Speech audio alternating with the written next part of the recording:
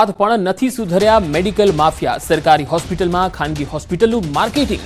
સરકારી સિવિલ હોસ્પિટલમાંથી ખાનગીમાં હોસ્પિટલમાં દર્દીઓને લઈ જવાનો પ્રયત્ન કરાય છે। આશ્ચર્યની વાત એ છે કે આવા પ્રયાસને રોકવા સિવિલ હોસ્પિટલમાં બાઉન્સર ગોઠવવા પડી રહ્યા છે। મહેસાણા સિવિલમાં ઘૂસીને ખાનગી હોસ્પિટલોનું માર્કેટિંગ થઈ રહ્યું છે। સિવિલમાં આવતા દર્દીઓને ખાનગી હોસ્પિટલ લઈ જવાનો પ્રયાસ થાય છે અને આવા એજન્ટોને રોકવા સિવિલમાં બાઉન્સરો મૂકવાનો વારો આવે છે। ખ્યાતિ હોસ્પિટલ ગામડે ગામડે કેમ્પ કરી દર્દીઓને લઈ જતી હતી। અહીં તો સિવિલમાં દાખલ દર્દીઓને જ ખાનગી હોસ્પિટલોમાં લઈ જવાનો સીધો પ્રયત્ન થાય છે। દર્દીઓ કે દર્દીઓના સગાને સિવિલ કમ્પાઉન્ડમાં આવા એજન્ટો પકડી લેતા હોય છે। સિવિલ કમ્પાઉન્ડમાં આવા તત્વો ન ઘૂસે તે માટે બાઉન્સરો મૂકી દેવાયા। આવું કોઈ પણ પકડાશે તો તરત અધિકારીઓને જાણ કરી કાર્યવાહી કરાશે। મહેસાણા સિવિલમાં 2 થી 3 દિવસથી બાઉન્સરો મૂકવામાં આવ્યા।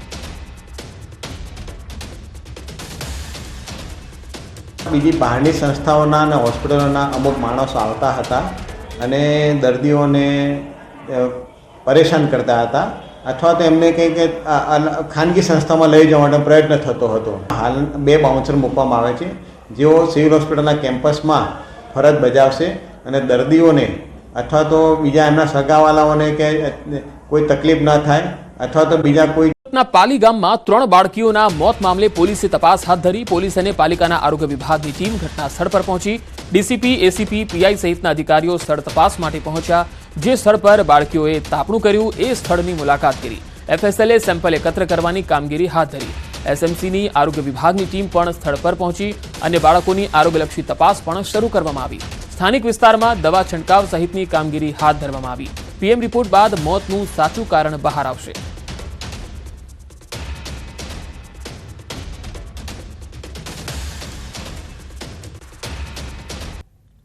સચિનના પાલીગામ વિસ્તારમાં બનેલી ઘટનામાં 3 બાળકોના મોતના બાદ પોલીસનો તપાસનો ધમધમાટ શરૂ થયો। આપણી સાથે વિસ્તારના એસીપી નીરવ ગોહિલ છે। આપણે સીધા એમની સાથે સાહેબ શું ઘટના હતી, કયા પ્રકારની પોલીસ દ્વારા તપાસ?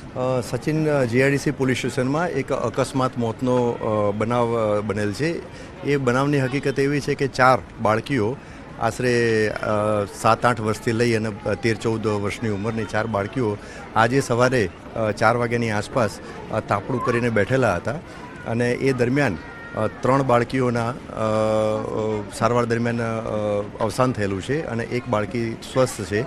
એ બાળકીની પ્રાથમિક પૂછપરછમાં એને જણાવ્યું કે ત્યાં એ જે તે જગ્યાએ છે, આની પાછળની જગ્યા જે છે ત્યાં તાપણું કરતા હતા। તાપણામાં પ્લાસ્ટિકની બેગ ને એ બધું રાખેલું હતું તો એના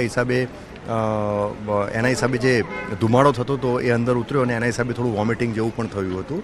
એટલે હજુ પીએમ ની કાર્યવાહી ચાલુ છે। પીએમ થયા પછી જ ચોક્કસ મોતનું કારણ ચોક્કસ જાણવા મળશે। બિલકુલ, આ હતા નીરવસિંહ ગોહિલ। તેમનું સીધું કહેવું છે કે પોલીસ ઘટના સ્થળે પહોંચી છે, તપાસ કરી રહી છે અને જે પ્રકારે આ તપાસ છે તેને લઈને ચોક્કસ કહી શકાય કે દ્રશ્ય જોઈ શકાય છે કે પોલીસ, મહાનગરપાલિકા સહિતની ટીમો અહીંયા પહોંચી છે અને જે રીતે તપાસ ચાલી રહી છે, કારણ કે વહેલી સવારની આ ઘટના છે, દ્રશ્ય જોઈ શકાય છે કે આ એ જ જગ્યા છે કે જ્યાં તાપણું કરવામાં આવ્યું। પોલીસ દ્વારા તપાસ કરવામાં આવી છે, એફએસએલની મદદ લેવામાં આવી રહી છે, મહાનગરપાલિકાની ટીમ પહોંચી છે અને જે જગ્યા પર આ તાપણું થયું તો દ્રશ્ય જોઈ શકાય છે કે મોટા પ્રમાણમાં અહીંયા કચરો છે અને અહીંયા ઝેરી કચરો હોવાની આશંકાને લઈને જે કચરો સળગાવવામાં આવ્યો તેમાંથી કાર્બન ડાયોક્સાઇડ ઊભો થયો। બાળકીઓના મોત થયાની વિગતો સામે આવી છે। જોકે હાલ પોલીસે આ મામલે તપાસનો ધમધમાટ શરૂ કર્યો છે। કેમેરામેન ભરત બ્રહ્મભટ્ટ સાથે કીર્તેશ પટેલ, ન્યૂઝ 18 ગુજરાતી।